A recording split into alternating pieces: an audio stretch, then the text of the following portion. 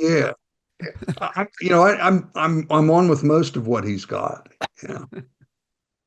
And yeah, things are going to get. She opened the door and she goes, "It's getting really dicey out there." So we've got this hurricane coming down on us. With we're in this area. We've been watching it pretty closely, and ahead of the hurricane, there are a bunch of tornadoes being spawned, and yeah, we've had some around us. You got nowhere to go. Either you keep talking to us or we see a black screen at some point. Yeah, well, I got to bail out of here in 13 minutes. I've got Okay. another Zoom call to do. Questions from anybody here for Greg on any part of what he does and teaches? I see someone called Quid, but I know it's not Quid. It's It's Nigel. Nigel. Go ahead. Yeah. Yeah, Greg, thank you very much. This is a fascinating talk, very thought-provoking. Perhaps not directly related to your talk, however, the I do sense within your talk you think you're making progress.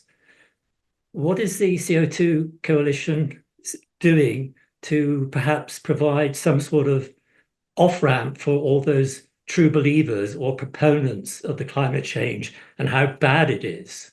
Um, they've got a lot of their livelihoods are basically at stake and their reputations. So, do you have any thoughts of a strategy to help them sort of get off that position? That's our challenge, isn't it? Is how to get the message out when we're silenced. And they have, make no mistake, they have to silence people like me and my colleagues at the CO2. We have to be silenced. And the reason they have to silence is because we tell a compelling, fact-based narrative of just the opposite of what they're saying. So we must, that's our, we talk about this all the time is how can we get our message out better?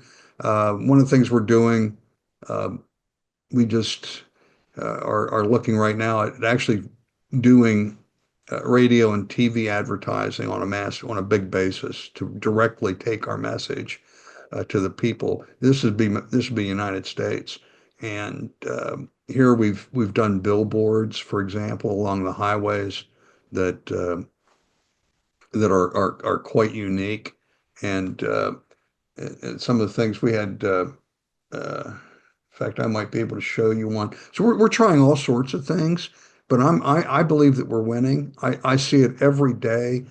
People, just random people I talk to, are thirsty for this information that they're not being told. And when I talk, just about everybody I talk to is open to what they've not heard it though. So many people just have not heard this, and so that's one of our challenges. But we're looking into doing uh, different things that might help this.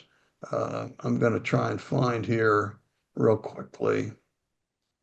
Um, I'll pull this up and show you one of the things we're doing. Do you have a PR firm, Greg? We have two PR firms. So this is a billboard we've put up around the United States. Sleep well, there is no climate crisis. And so people are forced to see this as they're driving by the interstate highway. We just had a series of this out around Salt Lake City, Utah. Uh, people I can imagine are driving by and their heads are exploding as they read, "You can't say that." Well, actually, we can say that. Uh, and so that's one little thing that we're doing. We're trying to find different ideas of what we might do. And we're publishing, speaking, uh, and our education initiative has been just wonderful. The things that we've done with that, it's been really proud. We've put together the CO2 Learning Center. So this is our CO2 Learning Center. And so we've got a series of books that we've developed for children. They're done manga style. I have a full-time artist in Brazil, Tiago Hellinger, that does this done manga style. For example, this is Simon the solar-powered cat. It's about photosynthesis. Uh, and there's just a whole series of these really compelling stories that And importantly, we have lesson plans that go along with them, developed by Dr. Sharon Camp, PhD in chemistry. She's an AP science teacher and reader. So these are lesson plans put together by scientists for children, and it's really compelling. Um, I've just I've just completed. Now that's Mr. Fish you're looking. See, he's got a silver mustache. And so I'm the voice. We have videos that we've created as well. I'm the voice of Mr. Fish, and the artists, they all had a chuckle because I've got my signature white mustache, and they put a silver mustache on Mr. Fish. So we have a lot of fun doing this. And we've also got, again, lesson plans that we have. I've got a book that our new series of books. The first book we have is called Chloe the Clownfish Sleeps Well. It's about a clownfish named Chloe that lives on the Great Barrier Reef. And so you can see the art here that we're using that's compelling. The children love it. And so Chloe, again, I was very proud of this. I think it's tell me if I'm wrong, but I think it's very compelling of the story of Chloe being told that the Earth and the Great Barrier Reef is being destroyed, and they go visit with their professor that lives next door that tells them the truth about the Great Barrier Reef and coral reefs. For example, this is the Coral Triangle. It's Australia, of course, the Great Barrier Reef is on the eastern side of Australia, and we're being told it's being destroyed because of global warming and temperatures that are too hot. Just to the north of it is the Coral Triangle. The temperatures of the water there are 3 to 5 degrees centigrade warmer than at the Great Barrier Reef, and it's the best coral. If you want to go see corals, you go to the Coral Triangle. It's got the greatest diversity of corals, diversity of ocean life, but yet it's much, much hotter than the Great Barrier Reef. And also, we're working with Peter Ridd, the southern part of the Great Barrier Reef is much cooler than the northern part. And the northern part, the corals grow almost 50% faster because it's warmer. And so corals love warmth. Corals really love warmth. And so that's and so this again is just another example of what we're doing with this. And there's Dr. Peter Ridd. So we have fun putting these together, but it's also telling a story. Thank you. Don't get blown away. All right, I can come join you again some week if you feel it's worthwhile. We would love that. Thank you. All right. Thank you. Thanks very much. Thanks, Greg. Thank you. Take care. All right. Great. Any comments about Greg's presentation that we might be able to discuss or questions? Can I ask a quick question, please? Can I be reassured, do you think, that there are some younger people who are doing the same kind of brilliant work that people like Greg are doing? So I'm here in the UK, I'm really aware that the Department for Education and also in higher education, the climate alarm is being really pushed in our education systems. So sometimes when I see people like Greg, like Will Happer, I think, oh dear, is it only the significantly older generation that have this knowledge and wisdom? So I just wanted to put that out there, really, as a question. The question is, where's the money? Well, yeah. For the youngsters. Yeah. That's the problem. The people who are most involved in this are those of us who have no financial incentive, and we just care about science. But the people pushing it are getting paid very well. Of course, yeah. So is it true then that most of the people working at the CO2 Coalition are older generation people? Well, not necessarily, because they have budget, so they can hire. And so those people, there's the money. And the more money we get them, the better, the more they can hire. Although almost all of us, if you look at us members, the membership, we're all over 50 for sure. Almost all of us are retired, practically. Mm-hmm. But the staff, Greg can hire whoever he wants. He's done such an amazing job. I don't think he knows this, but I was actually interviewed for his job, and I thrilled that he took it. It's not that I don't have the stomach for that kind of work. And he's been the right guy, and he's just amazing. And if he could double the budget again, just think he could just keep hiring. But what I want to tell our group is that if we wanted to get a group together and say, hey, Greg, we've got some time and energy here. We have access to networks. What can we do as a group to help the UK and to make a chapter of the CO2 or something? I mean, Greg is going to be pretty open to that. So if people wanted to have a conversation about that, and if we could kind of guarantee Greg that we could get him a certain amount of manpower and say, Greg, tell us what we need to do, give us a roadmap here and we'll work with you, I think he'd probably take us up on that. That was one of the questions I was going to have for him. Is there currently any presence in the UK of the CO2 Coalition? Do they have any members over here? And is there some way in which we could join in and do something useful as part of the CO2 Coalition? Not that I'm much aware of, we have some members, but if we could get a few people to commit to say, look, hey, Greg, I've got people who can give you, collectively 40 hours a week or something, or a certain amount of resources. Maybe they could even help fundraise. Could we set up a Zoom meeting to talk specifically about that? He'll do it. But I'd like to get people to raise their hands, at some point and say, okay, yeah, I'll put in some time. Yeah, right. Yeah. So, okay, that's 3. So let's discuss it a little more, maybe in another meeting, and try to quantify it a little bit so we can tell Greg, hey, Greg, I actually have 7, 8 people here who would be willing to get serious about it and put time in. Can we set up could you lead us in a Zoom meeting and tell us, how that might look? He'll do it. We need to know what precisely we could do that's useful, but I'm up for doing that. If we have time available, if we have resources, let's tell him, because I think one of the things that would get him excited is if we could find a way to fundraise. And if we can fundraise, we could fund our own initiatives in the UK. Right? And he'd be very excited about that. Yeah. Well, those of us with YouTube channels could do some fundraising. We've certainly done it with ours before now. So yeah. Up for that. So can we get a critical mass of energy and people and time commitment? I think he would welcome that.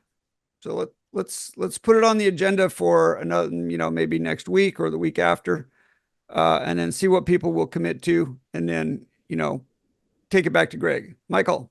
I'm very pessimistic about it all, to be fair. Well, we're up against the United Nations, and it's just orchestrated, and it's like, if I bring this to my council, they've just bought into it, and there's just no, and it doesn't. It's like my question. It's like, is CO2 the red herring here that we're supposed to be discussing more?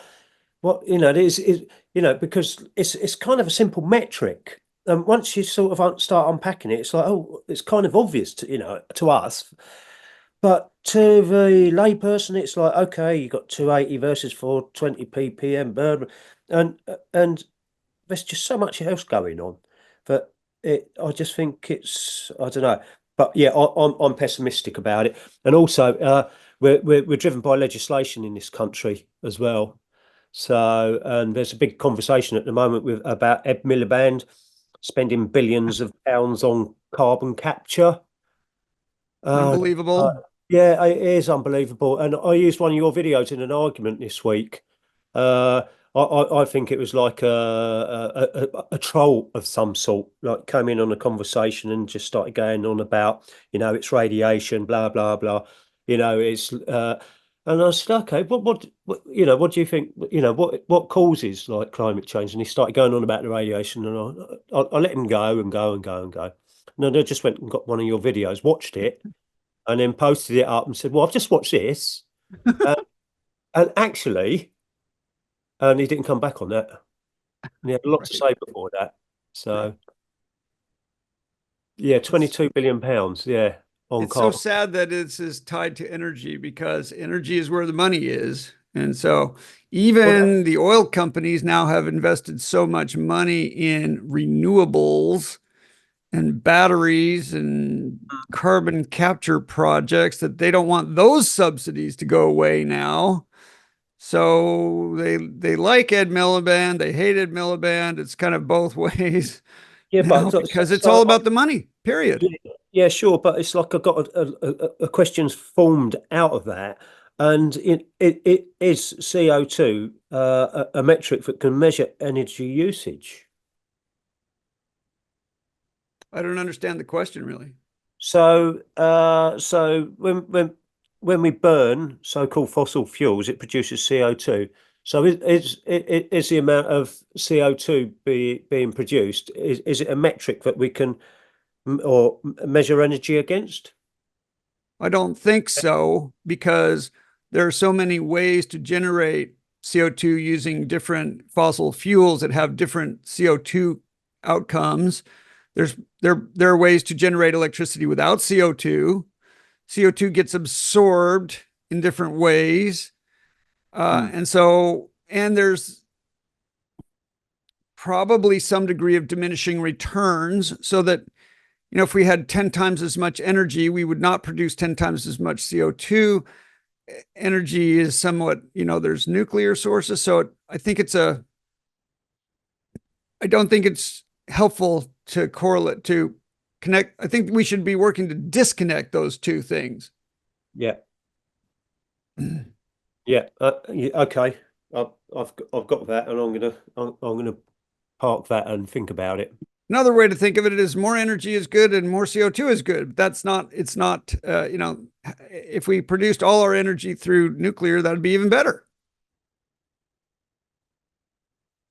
What was that localized nuclear energy that you was talking about last beginning of the year, by the way? Small modular nuclear power. Yeah. This is a movement. There are 20 startups doing small modular.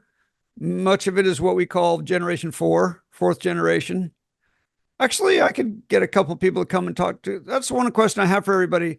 How much do you want our speakers to be talking about energy versus just climate science? Because it is supposedly a climate science class, although we take journeys into all kinds of fun science. But how much should I bring in energy people or not? Anybody have a preference? I'm pretty interested in energy. I mean, it's fairly closely connected to it as well. Sadly. Yeah, like we're saying with the carbon capture there, that's just money just straight down the toilet. So I mean, does anybody have an appetite for energy, learning about energy in the class as well? Yes, in general. I think I have more of an appetite to learn about the science behind CO2 and temperature. That to me is the key, as I said last week. But I'm not averse to hearing. Yeah. I mean, for example, modular nuclear is an interesting subject. I'd be delighted to hear about it. Are you more interested less in debunking CO2 and temperature, or are you more interested in what actually drives the climate? Most of the former. The key, I think, is to formulate the argument that delinks CO2 from temperature rise. There's lots of other good stuff around that we can talk about, and I'm certainly discovering that it's very useful to understand more the peripheral science, and you've given us some of that already. And I've been looking far deeper into the geological records than I have done before, so I understand what's going on.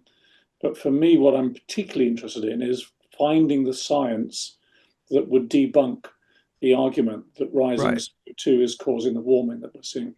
Yeah, the sad thing there is that the science is very solid, but the editors at the big publications won't take it. That's why Will Happer doesn't get published. So this is my problem with the guy who was arguing against me. Well, only peer-reviewed papers with 2 or more authors from prestigious journals. Like, okay, well, now you're in, a very highly manipulated realm of, politically driven and monetarily driven and UN driven scientific publishing. it makes it very, very difficult. I'm more interested in the real drivers behind it, and I've got friends and colleagues when I talk about the Gulf Stream, for instance. They go, "Oh yeah, oh yeah." If you try arguing against CO2, I'm not even going to bother. You know, it's like, yeah, and I think what I found very interesting is your argument that or Javier's argument that it's CO2's the pilot, that there is, you know, it does have effect, but I think everybody sort of around the UK sort of gets some sort of idea that our environment is governed by the Gulf Stream, the ocean currents, and that's kind of my interest. You know, I study meteorology, and you know, I've got pipe dreams of sailing oceans, so I look at ocean currents. So it's an area of my interest, but rather than like getting into arguments about CO2, I'd rather understand the real drivers behind it, so that, you know, for my own personal development, and to be able to talk to people and just say, well, actually, the reason why we're having such a crap summer this year is because the Gulf Stream's gone south, and the Gulf Stream its pathways are random. So I just wrote in the chat, Niels Axel Morner, who passed away a few years ago, he has written about how those currents affect the UK and Sweden and Iceland, and how that changes. So some of his papers are quite good. I think there are a few videos about him on YouTube as well. If it wasn't for the Gulf Stream, we'd have the same sort of winter temperatures as New York.